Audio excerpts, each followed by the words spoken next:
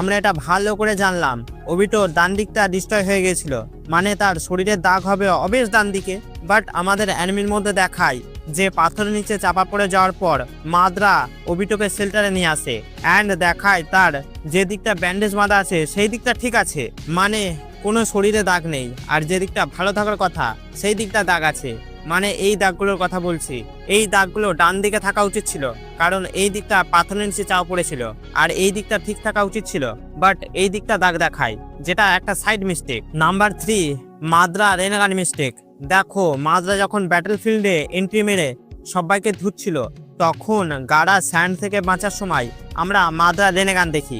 তোমরা বলবে হ্যাঁ ঠিকই তো আছে, মাদ্রা রেনেগানের পাওয়ার ইউজ করছিল, তো রেনেগানই তো দেখাবে। হ্যাঁ সেসব ঠিক আছে, বাট তুমি এই সিনটা দেখো, এই সিনে বাঁচছে স্টপ, ঠিক আছে দেখো রেনেগান প্লে।